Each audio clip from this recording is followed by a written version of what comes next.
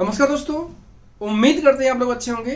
दोस्तों, अभी हमारे पास में पोलैंड के नए नए प्रोजेक्ट्स आ रहे हैं। टीम हमारी काफ़ी अच्छे से काम कर रही है और जो प्रोजेक्ट्स हैं ऑब्वियसली ऐसे प्रोजेक्ट्स जो लोगों की काफ़ी डिमांड होती है, मतलब ड्रीम प्रोजेक्ट्स होते हैं। जैसे पहले हमारे पास में कॉमन रिक्वायरमेंट्स ही आती थी, जैसे कंस्ट्रक्शन का, मशरूम का और चिकन पैकेजिंग का। इन तीन प्रोफाइल के अलावा चौथा प्रोफाइल पोलैंड के लिए नहीं आया करता था। लेकिन अभी हमारे पास में लगभग हर सेक्टर का, हर फील्ड का जॉब आ रहा है, क्योंकि हमारी टीम वहां पे काम कर रही है। और ऑब्वियसली टीम जब काम करेगी तो उसका रिजल्ट जरूर आएगा। अभी हमारे पास में मल्टीपल प्रोफाइल्स की रिक्वायरमेंट है। राइट नाउ जिस रिक्वायरमेंट के ऊपर हम बात करें वो होटल सेक्टर की जॉब है। होटल सेक्टर के लिए जो कि जॉब्स कम आती है।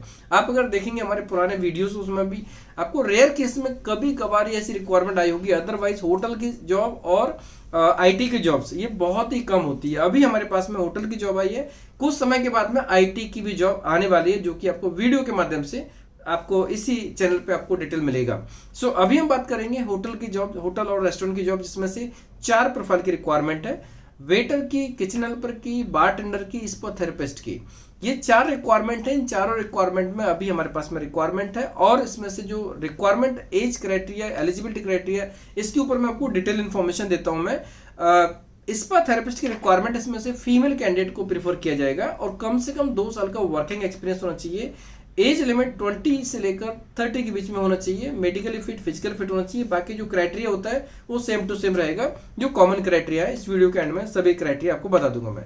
लेकिन जो इंपॉर्टेंट क्राइटेरिया है वो इंग्लिश अच्छी होना चाहिए एंड उनको कम से कम 2 साल का वर्किंग एक्सपीरियंस होना चाहिए और उसका एक्सपीरियंस सर्टिफिकेट भी होना चाहिए स्पा थेरेपिस्ट के लिए। दूसरी रिक्वायरमेंट है बारटेंडर के लिए, उसमें भी उनको कम से कम 2 साल का एक्सपीरियंस होना चाहिए एंड गुड लुकिंग होना चाहिए, पर्सनैलिटी अच्छी होना चाहिए एंड एक्सपीरियंस सर्टिफिकेट भी होना चाहिए। इंग्लिश तो ऑब्वियसली होना चाहिए अच्छे से।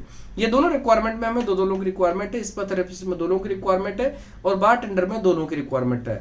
अब हम बात करते हैं किचन हेल्पर के लिए और वेटर के लिए। किचन हेल्पर में, वेटर में, इनमें कोई भी मेल फीमेल दोनों अप्लाई कर सकते हैं, इवन कपल भी अप्लाई कर सकते हैं। और यहाँ पर जो रिक्वायरमेंट है वेटर के लिए, वेटर में जो खास रिक्वायरमेंट है कि क्वालिफिकेशन 12th होना चाहिए कम से कम, इंग्लिश अच्छी होना चाहिए। अगर उनको रिलेवेंट एक्सपीरियंस है तो बहुत अच्छी बात रहेगी। गल्फ एक्सपीरियंस हो तो डेफिनेटली उससे बेहतरीन कुछ नहीं होगा। किसी को यूरोप का एक्सपीरियंस होगा तो डेफिनेटली उनका काम बहुत ही फास्ट होगा और उनका वीजा लगने के चांस उतने ही ज्यादा होंगे। हालांकि इन सभी रिक्वायरमेंट में वीजा का रेशियो 95-99% जैसा ही होने वाला है, क्योंकि ये स्किल कैटेगरी की जॉब्स हैं और इनका वीजा लगेगा ही लगेगा, ऐसे हम पूरी उम्मीद कर सकते हैं। हम अच्छे से तैयारी करें तो इन कैटेगरी के वीजा लगने ही वाले हैं।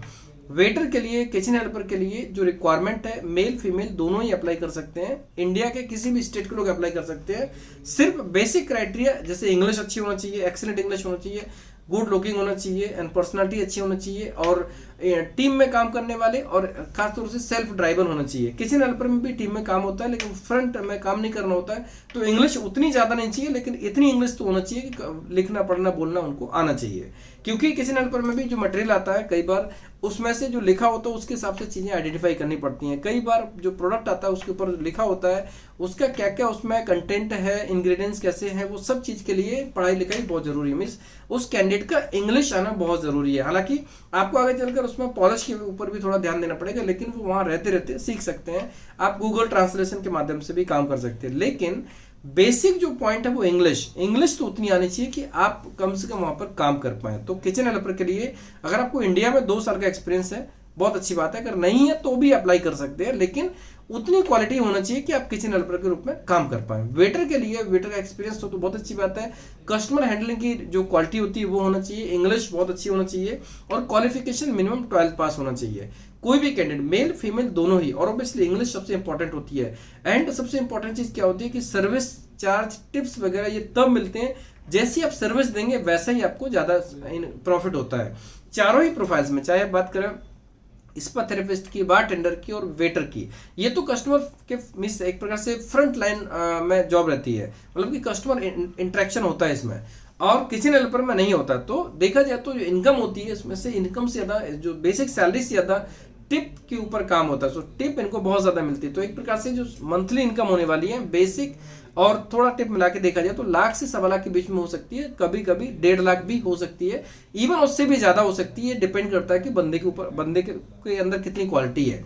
सो ये रिक्वायरमेंट अर्जेंट रिक्वायरमेंट है, जिसमें से स्पा थेरेपिस्ट की 2 लोगों की रिक्वायरमेंट है, बारटेंडर की 2 लोगों की रिक्वायरमेंट है, वेटर की 5 लोगों की रिक्वायरमेंट है और किचन हेल्पर की 5 लोगों की रिक्वायरमेंट है। सैलरी की बात मैंने आपको बताई कि 1 लाख से 1.25 लाख के बीच में उनको मंथली सैलरी बनने वाली है, 1.5 तक भी जा सकती है और इससे भी ज्यादा होती है नो डाउट।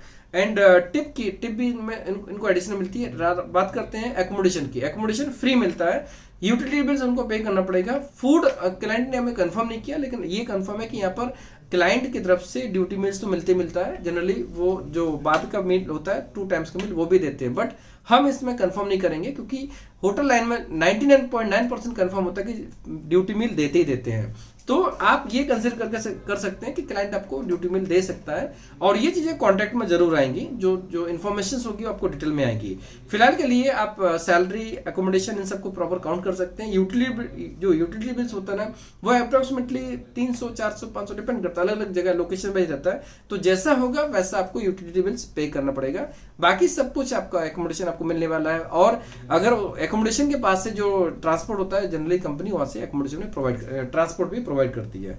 सो ये रिक्वायरमेंट है, काफी अच्छी रिक्वायरमेंट है, अर्जेंट रिक्वायरमेंट है। इस टाइप की रिक्वायरमेंट पहले नहीं आई है, तो जो लोग भी इस टाइप की जॉब्स, खासतौर से पर्सनालिटी अच्छी है और उनको इसी टाइप की जॉब में जाना है, उनको अपनी जो करंट जॉब है उस बेस पर उसमें आगे ग्रो करना है, तो यूरोप में होटल सेक्टर में एंट्री करने के लिए बेस्ट अपॉर्चुनिटी है। कोई भी कैंडिडेट इंडिया के किसी भी स्टेट से, यूपी, बिहार, बंगाल, हरियाणा, पंजाब, राजस्थान, मध्य प्रदेश, कहीं के भी लोग इसमें अप्लाई कर सकते हैं। पासपोर्ट में 2 साल की वैलिडिटी होना चाहिए, मेडिकली फिट होना चाहिए, फिजिकल फिट होना चाहिए और बैंक बैलेंस उनको मेंटेन करके रखना होगा। प्रोसेसिंग टाइम जो होगा वो 5 to 6 मंथ के अंदर पूरा प्रोसेस डॉक्यूमेंटेशन वाला कंप्लीट हो जाएगा और उसके बाद में एम्बेसी का डिपेंड ऑन द प्रोसेस, कभी कभी 1 महीने, कभी कभी 7 महीने, कभी कभी 1.5 महीने के अंदर ये प्रोसेस भी हो जाएगा।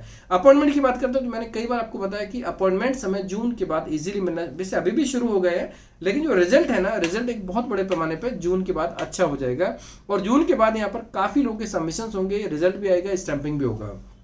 तो जो लोग भी इस पीरियड में जो बैंक स्टेटमेंट को प्रॉपर मेंटेन कर पाए, पीसीसी क्लियर होना चाहिए। अगर मैरिज है, पासपोर्ट में मैरिड मेंशन है तो मैरिज सर्टिफिकेट होना चाहिए। एंड इसमें पासपोर्ट लाइक कोई भी कैंडिडेट्स में जो अप्लाई करेंगे 2 साल से कम की वैलिडिटी होगी, वो इसमें अप्लाई नहीं कर पाएंगे और अप्लाई करेंगे तो उनको इमीडिएटली पासपोर्ट रिन्यू के लिए डालना पड़ेगा। जैसे मान लीजिए अगर कोई इंटरेस्टेड है, क्लाइंट ने उनको सिलेक्ट कर लिया और पासपोर्ट उनके 1.5 साल की वैलिडिटी है, तो अप्लाई तो कर सकते हैं, लेकिन वर्क परमिट एप्लीकेशन से पहले उनको दूसरा पासपोर्ट देना पड़ेगा।